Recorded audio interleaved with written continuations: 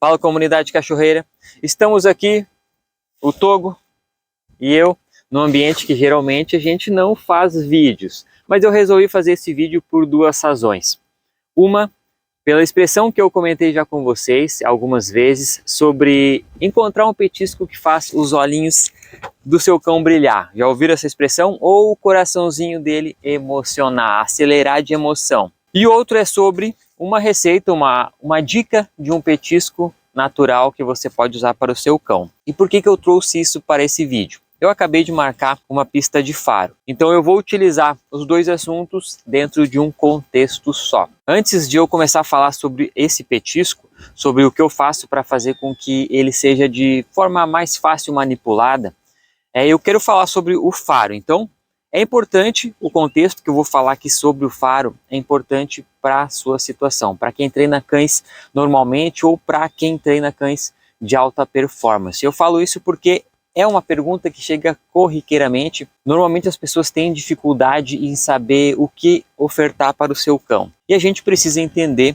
o nosso cão. Primeira coisa, eu falo isso, conheça o seu cão. Eu bato na tecla sobre encontrar a recompensa que faz os olhinhos do seu cão brilhar, o coraçãozinho acelerar e também conhecer o seu cão. Também bato na tecla que a gente precisa ser quem o nosso cão precisa que nós sejamos. Então, o faro, eu vou falar rapidamente sobre o faro, não gostaria que você pulasse para a receita porque é importante, todo o assunto é importante e ainda que nem todo mundo se interesse por faro, o que eu vou apresentar aqui é importante para o seu dia a dia. Como funciona rapidamente? Como funciona o faro? O faro, na prova de adestramento do nível máximo IGP3, são 600 passos. São divididos em 5 retas e terão 3 objetos. O marcador de pista ele vai percorrer 5 retas, caminhando geralmente em solo gramado, com alguma vegetação, e ele vai deixar no caminho, obrigatoriamente no final da pista, objeto, que são peças semelhantes a essa aqui de madeira, pode ser de couro, pode ser sintético também. Tem 10 centímetros por meio centímetro mais ou menos de espessura por 2,5 de largura. E o cão, quando ele vai iniciar a pista, ele vai estar a 10 metros, a gente inicia junto, mas ele vai percorrer, a gente vai deixar a guia escorregar até chegar no final dela. O cão estará a 10 metros de distância da gente, ele precisa colar o narizinho no chão e percorrer toda a marcação da pista, e quando encontrar esse objeto, no momento que ele encontrar, ele normalmente, pode ser também de outra forma, mas normalmente ele deita.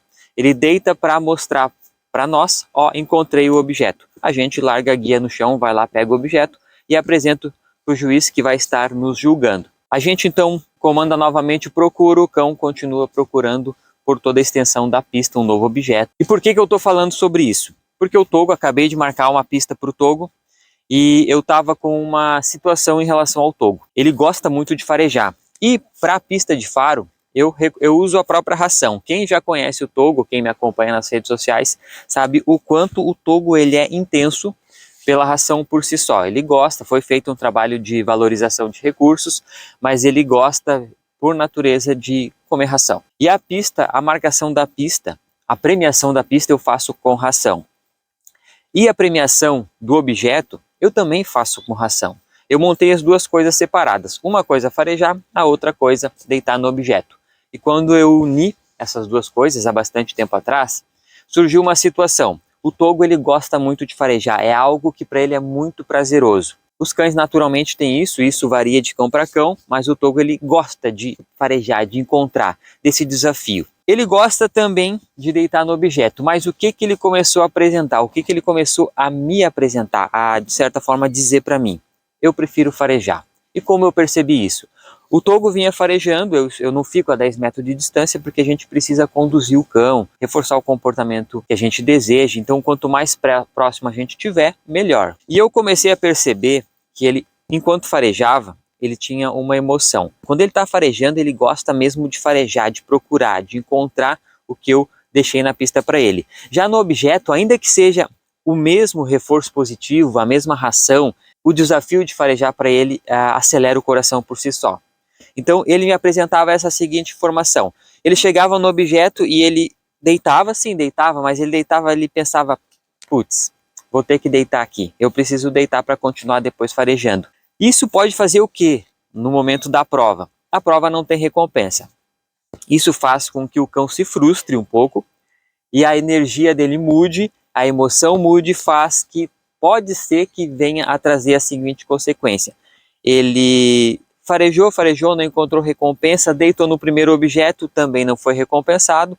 Talvez no segundo objeto, pela emoção, pela frustração ali de não receber recompensa, ele pule, porque ele está realmente deitando mais por obrigação, digamos assim. E nessa situação, você precisa identificar na sua vida, no seu cotidiano, o que isso está acontecendo com o seu cão. E aí eu gostaria que vocês imaginassem qualquer exercício, todos os exercícios. Qualquer um dos exercícios eu fragmento em várias etapas, vários pedacinhos. E eu gostaria que você imaginasse então um exercício todo fragmentado com vários níveis, como se fosse aqueles níveis de um gráfico, como o gráfico de um som, que dependendo da intensidade do som, alguma das barras desse gráfico levanta e a outra baixa. Enfim, gostaria que vocês imaginassem isso dentro de um exercício, qualquer que seja, seja do IGP, seja de alta performance ou seja de casa mesmo. O Togo fareja bem, imagina todo o processo de faro em vários gráficos, várias barras de um gráfico. E deitar no objeto estava um pouco abaixo e farejar estava um pouco acima. Ou seja, a vontade de farejar estava fazendo com que ele tivesse essa vontade de deitar um pouco mais baixa do que eu gostaria. E então o que eu faço nesse momento? Eu baixo isso aqui para nivelar a essa vontade, aí que está. A gente nunca abaixa uma intensidade de um cão, a gente tenta igualar aquilo que tem de deficiência, não chega a ser uma deficiência, mas é uma característica.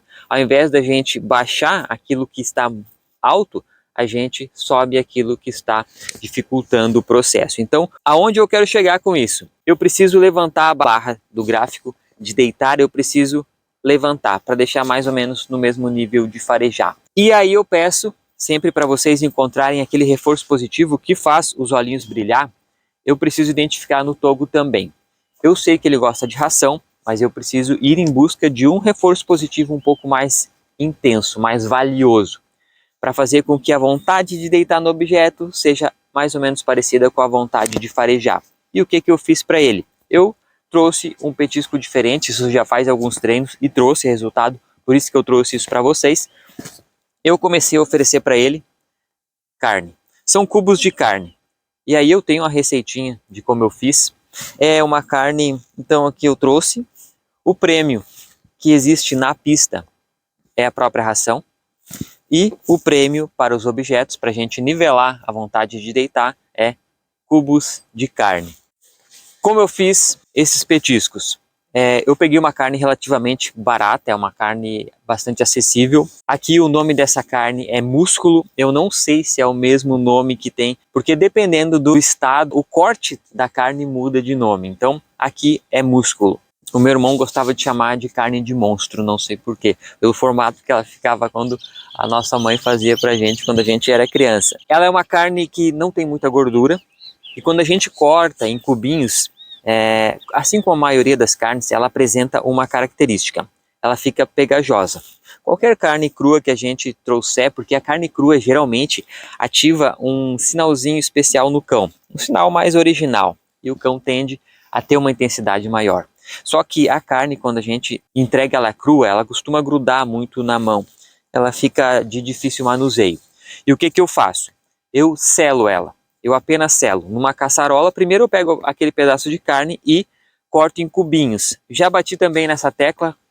O reforço positivo, ele não tem que substituir a alimentação. Não tem que, né? E ele tem que ser proporcional ao tamanho do seu cão.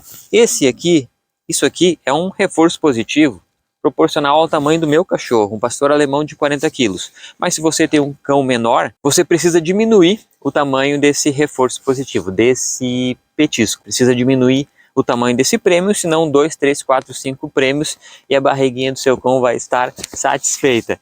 Então, o tamanho tem que ser proporcional ao tamanho do seu cão. E numa caçarola, eu uso uma caçarola, põe um pouquinho de óleo só e eu selo a carne, simplesmente selo, para que ela fique por fora, porque por dentro ela está crua ainda. E ela por fora ela está selada, justamente para facilitar o manuseio. Então eu sei que carne é algo difícil da gente colocar em bolso, colocar em petisqueira, até porque ela é mais pegajosa. Então é uma dica muito interessante para quem quer utilizar carne. A maioria dos cães gosta muito de carne e a carne crua costuma trazer um resultado melhor. Só que a carne crua ela é mais pegajosa, então se a gente só selar ela dos lados, a ponto não de cozinhar, ajuda bastante. O cão vai manter aquela intensidade em relação à carne que é crua, mas vai facilitar o manuseio. Então fica a dica.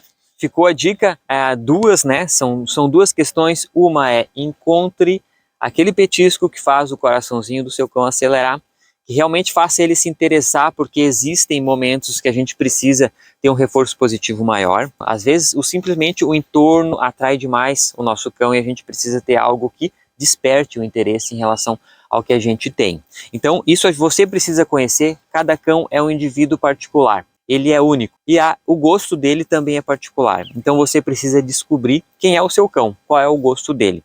E em cima disso trabalhar. E uma dica muito interessante, costuma funcionar bastante, é a carne. Só que a carne tem essa questão de ser pegajosa e selar ela dos lados facilita bastante o processo de pegar e entregar para o cão. No caso do objeto, o que acontece? O cão vai deitar no objeto, apontando para o objeto, e eu preciso, o que eu quero fazer? Eu quero premiar ele, ele vai estar de frente para o objeto e eu quero premiar ele largando a recompensa próximo do objeto. Então, se ela for muito pegajosa, quando eu for largar, de repente ela grude no dedo e caia onde eu não quero que caia. Por isso, eu selo, facilita bastante. Eu não falei, mas em relação à pista de faro, o marcador vai marcar a pista.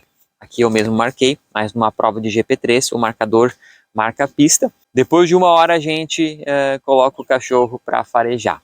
O juiz vai estar avaliando e enquanto eu esperava a pista descansar, eu resolvi fazer esse vídeo, achei interessante, em função de toda a informação que eu trago junto com não só o petisco, mas essa questão do gráfico, da gente saber onde a gente tem que melhorar, sem baixar o nosso cão, a gente precisar levantar alguma emoção para equilibrar.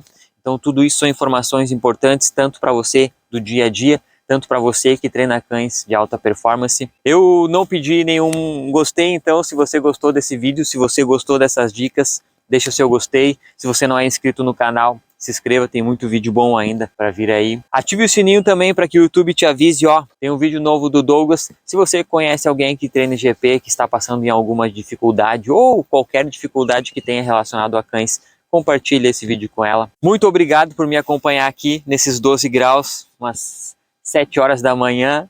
A gente se vê no próximo vídeo.